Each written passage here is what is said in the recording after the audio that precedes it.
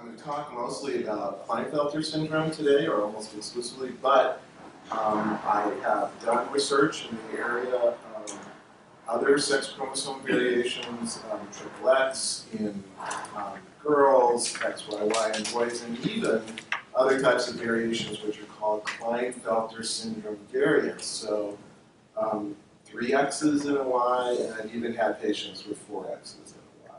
And I've actually had patients with 4 X's and 5 X's as girls or young women. So I have seen those patients. I have, my research has primarily been in Klinefelter syndrome and some in XXX as well. So I'm happy to answer questions about those other areas. And so let's talk about brain and behavioral development in Klinefelter syndrome. So this is these are the goals of my talk. Understanding or help you understand the current state of knowledge regarding brain, cognitive behavioral development, and social emotional development in Klinefelter syndrome. Learn current methods for how we assess brain structure and function in this condition. Learn how what we call a precision medicine approach can improve potentially future treatments in KS, and describe our new research at Stanford. We'll have time for a Q&A. Okay, so I like to start some of my talks, not all of them, with a little pop quiz. Okay, so you won't be graded, but we'll keep track of your answers. Genetic variations in human beings are very rare. True or false? Okay, raise your hand if you think it's false. Raise your hand if you think it's true. Okay. we have a minority constituency there, but they actually are extremely common. And Klinefelter syndrome, as you may know, is very, very common, anywhere from 1 in 500 to 1 in 1,000 live male births. So it makes it one of the most common genetic variations. It's a little bit of a trick question. More boys with Klinefelter syndrome are born every year in the U.S. than boys with Down syndrome. Raise your hand if you think that's true. Raise your hand if you think that's false. Okay, well, it's a little bit of a trick question because the incidence, the live births and Down syndrome have actually gone down significantly with genetic screening. So now it's somewhere around 1 in 800. But if you just say boys, it's about 1 in 1,600, then it makes Klinefelter syndrome a bit more common than. Okay. This is a good one. Brain imaging research is primarily a technique to read people's minds. Raise your hand if you think it's true. Colleague Candy says yes, which is why she's never done a comparison. So raise your hand if you think it's false. All the stuff that you might read in the New York Times or other, reports online that you actually can do mind reading with brain imaging, you just can't right now. It's just not at a level of specificity or precision. You can get hints. Okay, precision medicine. We used to call it personalized medicine. We call it precision medicine now allows doctors to provide effective and targeted treatment based on an individual's genetic, medical, and environmental information. Raise your hand if it's true. Yeah. Okay. So this is where my stickiness in Klinefelter syndrome, as well as doing my demo of my closet, is really what it's really about. I care a lot about improving treatments for individuals who have genetic variation that affect their outcome in a negative way. It doesn't always affect your outcome in a negative way if you have the Klinefelter syndrome variation, but sometimes it does. I care about treating that in a precision way, in a specific way that's specific to Klinefelter syndrome. You can say that's for any of the sex chromosome variations, as opposed to just generically for symptoms that might occur in association with these variations, but they're much more common and non-specific. So that's really what I'm interested in and what our work is all about. Okay. Nature versus nurture. Who thinks it's all nature? Genetics, biology. Who thinks it's all nurture? It's all environment. Very well educated. It's all okay. All right. Is the human brain dimorphic?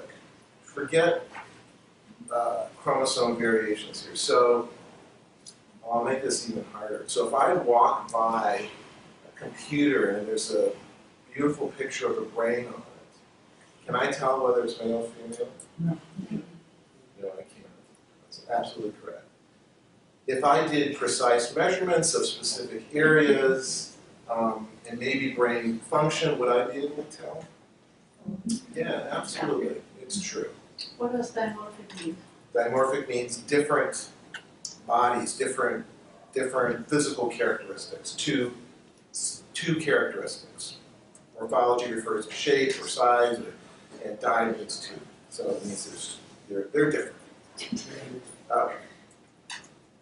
Let's talk about the basics of Klinefelter syndrome. It's due to or associated with an extra X chromosome in a male, and that's just a picture of it. It's the most common sex chromosome condition, and you've already heard Candy talk about some of the physical characteristics. Now, in terms of the brain and learning and development and social emotional function, what do you see? You have increased risk, and this is a concept I think is incredibly important to think about.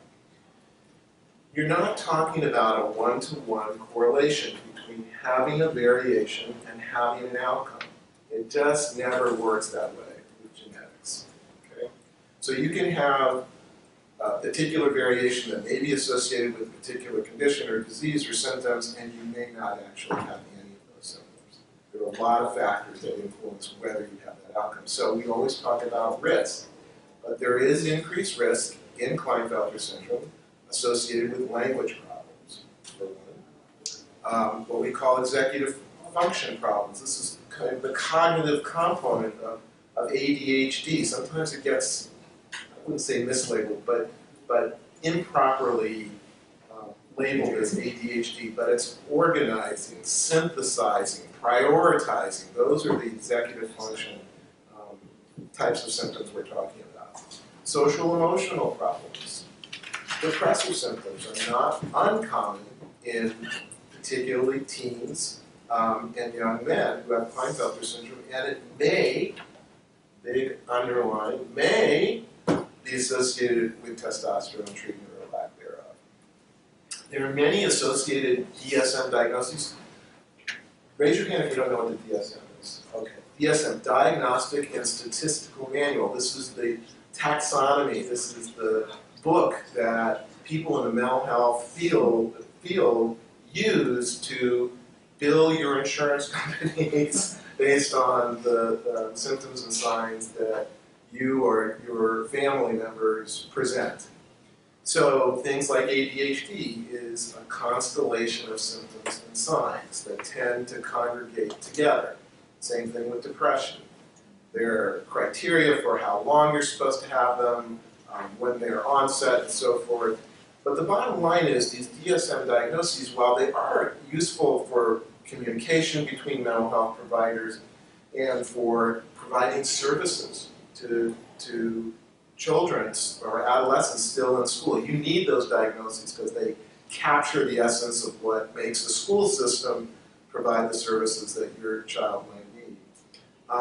They're not diseases. They're not specific. They're giant umbrellas under which there are multiple conditions and risk factors and mechanisms, some of which we're learning about, but most of which we still don't know. Okay. What are those cognitive, behavioral, and social emotional issues? There is a recent paper out from my colleague and friend Judy Ross, who is in Philadelphia and Delaware at Memorial in 2017, and I did do work on this paper, but the bottom line is, in terms of some of the cognitive and learning issues in Klinefelter syndrome, we saw that there were relative weaknesses. And what I mean by relative?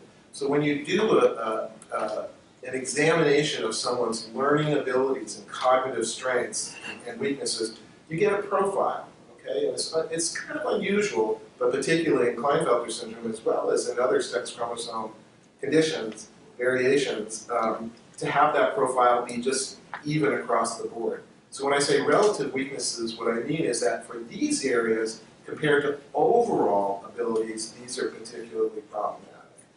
So we see relative weaknesses in attention, verbal memory, inhibition, and motor function compared to typically developing age-matched boys. We also saw higher anxiety and depressive symptoms, greater social problems compared to typically developing boys. And then the next paragraph is more a summary of that, and it speaks to the potential importance of early identification and treatment. What do I mean by that? Well, we know that from that previous slide, we all agree that nature and nurture are both really, really important in outcomes in human beings. So if you can identify issues early on, and you can try to intervene and build on the strengths that a child, adolescent, young adult has, your outcomes will be better, even when you have to use more generic approaches, which is what we have right now, even without the specific approach. There's no doubt that early intervention, early identification and intervention does result in better outcomes. Okay, so Tandy has already talked about this issue. I won't spend much time about this. Puberty and adolescence, these terms are sometimes used interchangeably, but they're really somewhat different. And she talked about that.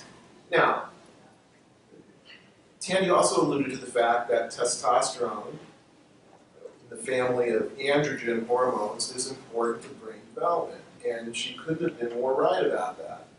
There are receptors throughout. So there are little places on the cells throughout the brain, on the neurons, the nerve cells, that are there to detect testosterone. And they expect to detect testosterone at particular times of life. The same is true for estrogen, by the way. And the effects of testosterone on the developing brain are many.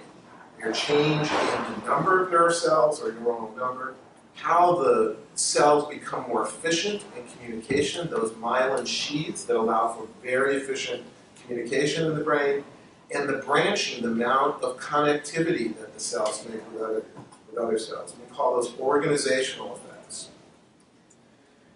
They're also important in terms of how the brain ultimately organizes itself and makes effective connections during adolescence. And we call those activational effects. So there are these two very important time periods, very early on, and then during puberty. Testosterone replacement therapy. Now, I'm going to tell you what we know from the standpoint of how testosterone replacement therapy affects the brain and not the rest of the body, because Tandy covered the rest of the body quite well.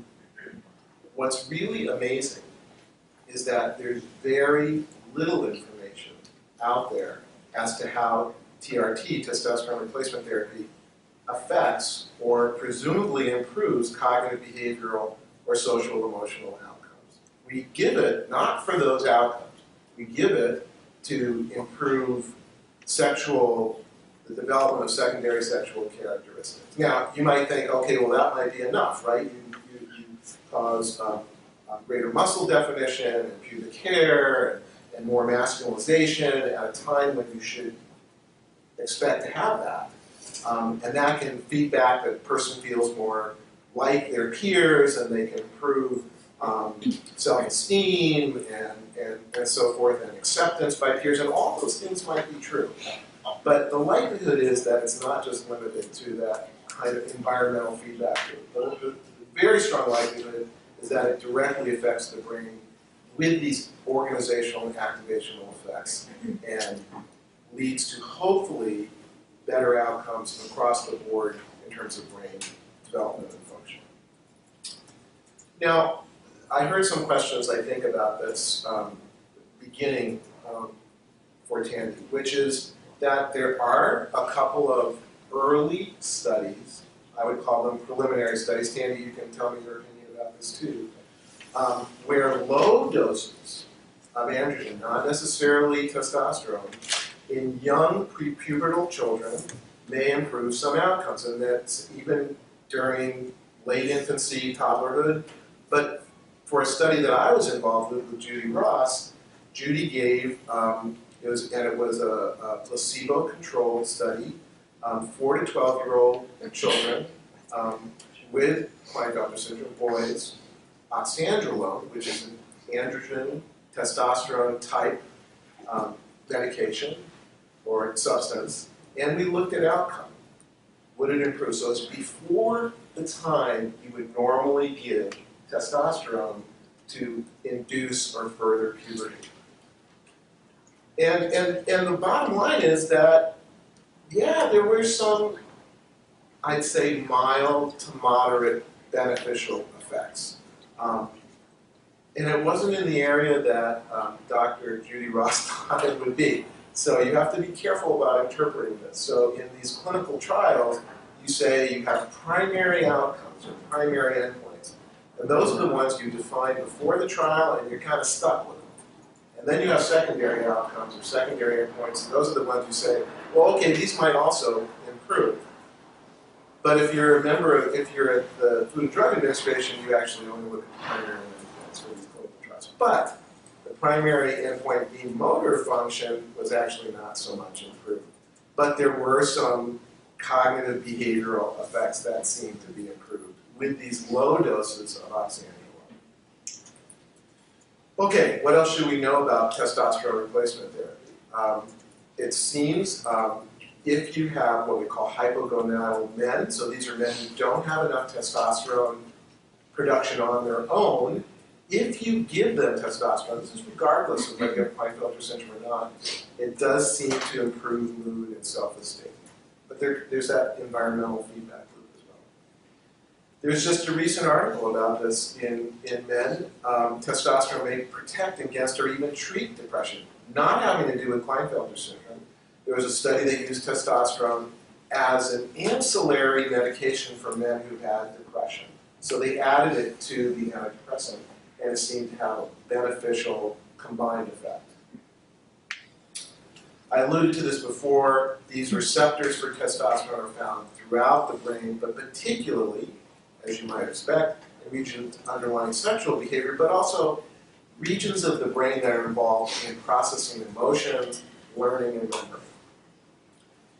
Now, here's a key concept that our study that we've launched now, and that Laura had briefly described before I started my talk, which is that there may be very specific periods of brain development, human development, where the effects of testosterone, and again, this relates to estrogen too, in girls, for example, when we have Turner syndrome, may be particularly beneficial. And we call these critical developmental windows. So what do I mean by that? These are these windows of time when those receptors on the neurons in the brain are saying, okay, where's the testosterone? And if it's not there, that could be a problem. And if you provide it too late, it might not have the same beneficial effect. I'm speculating here because we don't know this. We're going to try and find out a lot more information about this in this new study, but we don't know this quite yet. Okay. Testosterone levels can be measured in the blood and maybe saliva. Tammy, do you believe in salivary testosterone accuracy? Okay. All right. There are some companies, though, that think they can do it really well. Okay, so here's the Allan Reiss worldview of human behavior, development, and so forth. All behavior resides in the brain. I hope I'm not offending you, but that behavior is affected by both nature and nurture. Okay, what's your environment doing? What's your environment like when you're in the womb? Can have a very profound effect. But genetics, of course, how genetics affects the biology of brain development. By the way, that is a picture. So a picture of my daughter 30 years ago. She's now a high school math teacher in San Francisco. I think I did tell her I showed her big pictures. But what's the other really important factor in Klinefelter syndrome? It's that receptor. It's those proteins on the surface of the cell that's saying, come on, testosterone at particular times, I expect to see you here. So that is a very important, it's kind of a both environmental, depending on what you do with testosterone during a child or adolescent's development, as well as a biological. Okay, let's talk about imaging very quickly since our study does involve imaging. Why do we do imaging? Well, if you believe me that all behavior resides in the brain, then you're going to think, like me, that we really need to get as much information not only about how someone learns and behaves and their intellectual abilities, strengths and weaknesses, but also the underlying substrate, the brain. So here's just a nice little picture of the brain. This is anatomy. Isn't that beautiful? This is what you see like in hospital movies and TV shows. They show something like this. But this is just, these are slices through the human brain that you can see with an MRI machine. You can see anatomy exquisitely. And I've been a doctor long enough so that MRI came online when I was in medical school. I'm not going to tell you what that is. And it was an epiphany. Because what we had before then was CAT scans or CT scans. We don't get nearly the same type of specificity with anatomy. And then what do you do with that? Do you just look at it and pronounce it okay or not okay? No. Just like in that example when I asked you about the dimorphic brain. Can I see a male and female brain just from walking by? No, I can't tell you that. There are some brains I actually can tell you from not Klinefelter syndrome but other conditions that I can walk by. And just like a dermatologist can walk by the room, we call it doorway diagnosis. You know your dermatologist does this. They walk by the room and they go eczema, and they don't even have to examine you. They know what it looks like. I can do that for some condition where the brain is up on the computer, not Klinefelter, because it's pretty much looking at it looks like a regular, typical brain. But what happens when you start parsing out some of the specifics? Well, that's exactly what we do with our brain imaging from our anatomical scans. We get very precise quantitative measurements that do start to help define how brains are different.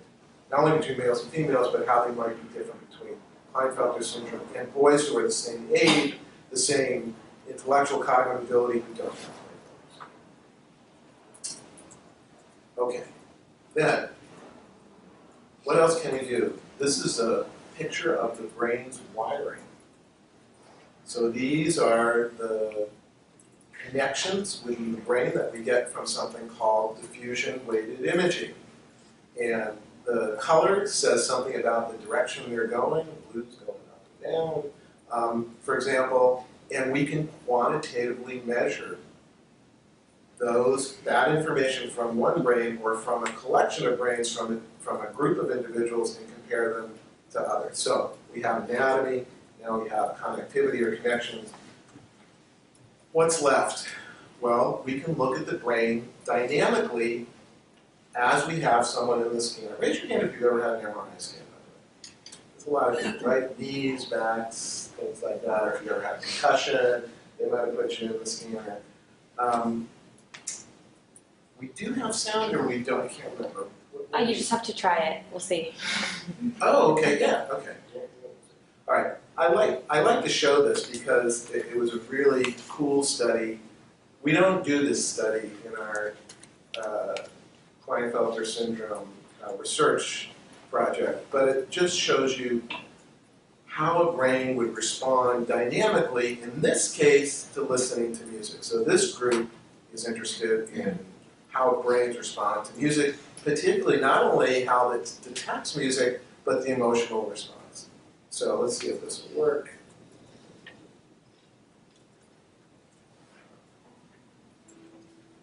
Oh, we don't hear anything. Yeah. Here's something. Softly.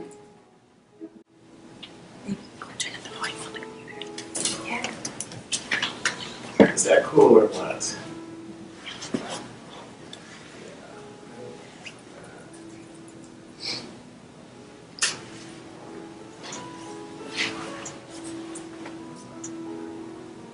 They did that, yeah. So Are these KS brains we're looking at? No. They're not. This is a group that does research on it. But basically, you look at, and the other thing I really like about this study is how the processing, in this case, of musical information is distributed. The brain doesn't work that you just have one little cluster that responds to things. Watch out, gets louder, and then the lighter, the hotter, the color, the more that part of the brain responds. So just an example, and we do these types of studies in our project, focused on Klinefelter syndrome, looking at other things, not music. We're looking at executive function, for example. Or we're looking at how boys and young adolescents with Klinefelter syndrome respond to rewards. And social rewards, that's really fun to watch. Let's keep moving. I'm just going to throw this out here. We're not doing this in our study, but this is something we're really thinking about adding. We have another, so in an MRI scanner, the reason I asked you is because you have to lay flat in the scanner and you can't move, and it's really, you have stuff packed in your ears, so the sound doesn't make you deaf, and you're relatively restricted in what you can and can't do. You can do stuff, you can have a little, what we call a button box, so you press buttons to respond. And so, but if you talk, it'll mess up the scan. But here we do have another functional imaging modality called functional near-infrared spectroscopy, where we could be having this conversation and we could be measuring brain function. So I'm just going to leave it at that because it's something I'm really interested in looking at treatment effects. Okay, so let's get to the big topic here. Does testosterone change brain outcomes in individuals who have Klinefelter syndrome? Well, when looked at cross-sectionally, so when you take a group of typically men or adolescents who have Klinefelter syndrome and you look at what sorts of changes in the brain might be associated with testosterone treatment, yes, there does appear to be some effects. We had one study that came out a long time ago now, it's almost 20 years, in 2000, where this was what's called a convenience sample. So we were involved with a group in Denver that was one of the only two studies, I think, in the world that found their participants through non-clinical means. What do I mean by that? They got permission to test, I think it was about 40 to 50,000 consecutive babies with the blood spots, and they tested it for whether they had sex chromosome variations. And they found not only Klinefelter syndrome, but XXX and Turner syndrome, XO, and so forth. So it was a sample that we say is not as biased. What do I mean by bias? What bias means that if you tend to find people for your research studies who come in the door through clinical means, so I get a referral from Tandy, or I get a referral from someone else, say, hey, I've got a young man here, I've got a teen who has Klinefelter syndrome. Those participants tend to be a little bit more effective. Why? Because some clinician found them, or someone referred them, or someone tested them, they had suspicion. This study didn't have that bias. And as it turned out in the study, some of the young men, now they were in their 20s, had gotten testosterone, and some hadn't, just naturally. And I actually didn't know why. We still don't know why, but we were able to look at their brains and say, okay, is there any difference? There's a very small number who got it. These are controls, so these are people who don't have Klinefelter syndrome. These are the men who had Klinefelter syndrome but got testosterone. These are those that didn't. And this area of the brain is involved in language. So from a very small sample, it appeared that if you got testosterone in the critical developmental period window, that yes, maybe it had an effect on the brain that at least made your brain appear to be more like men who don't have Klinefelter syndrome.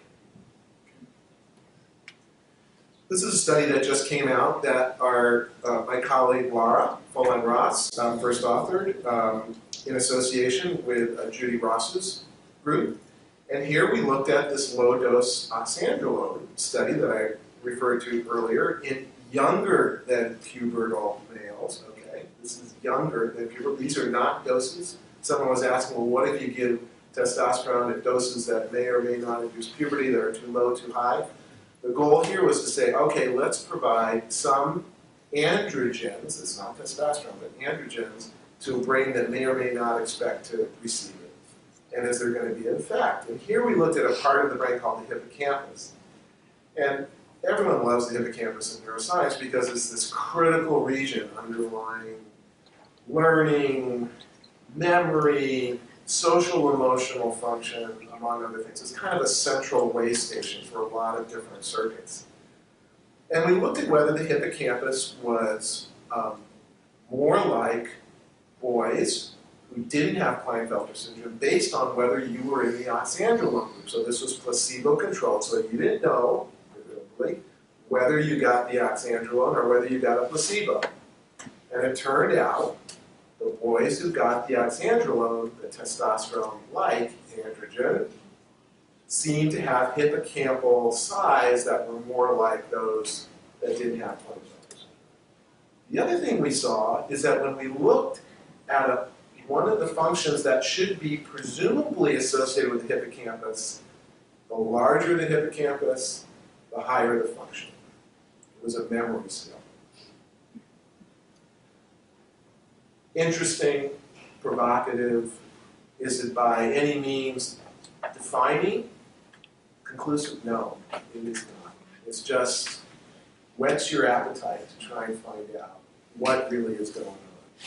So what does that mean, that they had better memories than? The larger the hippocampal size, the better the memory. Verbal memory? What was this part? It was spatial memory. Spatial memory. Mhm. Spatial memory? Yeah, it's interesting. It should be a strength, right? Yeah.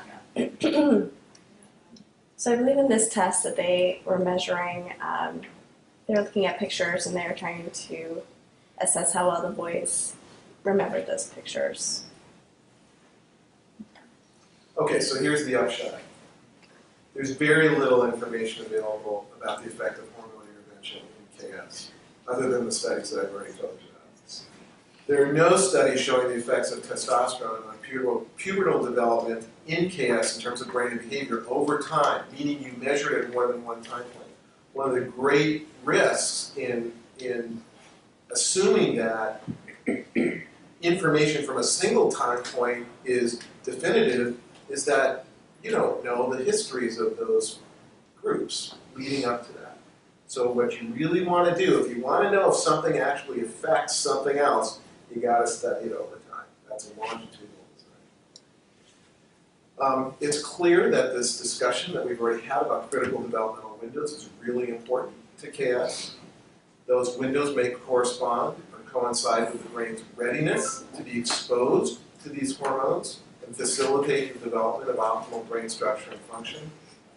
And therefore, this new research that we've undertaken, I think, will make a definitive contribution to the area. Now, lest you forget, sometimes we get overly focused on things that are clearly in front of us, gels, injections, pills, what have you. We touched on this before. Nurture, environment is so important, and there's so many different facets of what makes up environment. It's prenatal events, early in the womb events, parenting, family environment, education, peer group, whether you get therapies or you don't, what type of therapies, your socioeconomic status, life events, whether you're sick, your nutrition. There are no studies on KS in this area either, although we will be collecting some information about this. So this is a little bit more complex, which we think more accurate. Cartoon showing what we think are the interactions. If you have Klinefelter syndrome, you are at some increased risk for problems, but hormonal alterations also affect the outcome. So we're doing this study. The goal of the new project is to clarify the role of testosterone replacement therapy on pubertal brain development and function, and to test whether initiating this treatment in males around the pubertal age leads to improvements in executive and social emotional function. We're asking some questions about timing, what changes, what doesn't change, and particularly, what in the area of what doesn't change, well, what can we do about that? We don't want to just give up and say, okay, these things didn't change, maybe they're not so much associated with hormonal treatment. Now let's get after these things and see what we can do. The overall goal is to improve clinical outcome. The study is that we're going to recruit 60 boys with KS and 60 age-matched boys. If you happen to be sitting here and have a son who's not in this age range, please put your name down on our list, because you know what happens as these studies go on, the age range expands because it's hard to recruit that many kids and families. Up to 4 time points, so it's not a single shot and then we say goodbye. Once you're in our study, you're a member of our family. And we're there not just to extract information from you, but we're there to help as well in other areas, writing letters, to get school services or what have you. We're doing the study with Judy Ross on the East Coast, so some of our subjects will go there, some of them will come to Stanford. The assessments, as Laura was alluding to, are fairly comprehensive. You get a ton of information about your son. We do brain imaging. This type of imaging is safe. There's no radioactivity, and we help your son or your relative get used to the whole idea through a lot of different exposure, desensitization, and practice. So we don't throw anyone in there. We measure hormonal levels, and we assess puberty by a pediatric endocrinologist. In this case, the endocrinologist happens to be sitting in the back of the room. It's, you know, I've been wanting to do this study literally for 15, 20 years, and it's going to be the first of its kind in the world. There's nothing like this. I think the information that comes from this study will set the precedent for the next decade or two of understanding, clinical understanding, as well as research understanding of Klinefelter syndrome. So we're very excited about it. Here's our contact information. Our contact, we have some sign-up sheets in the back, as well as some informational sheets. We have a beautiful website now that was designed by our crack research staff. Do we have information, Vanessa, also on the? Yes. Okay. Vanessa, I shouldn't say research staff member. Vanessa did it. I take no credit for this, even though there's a picture of me looking wise on there.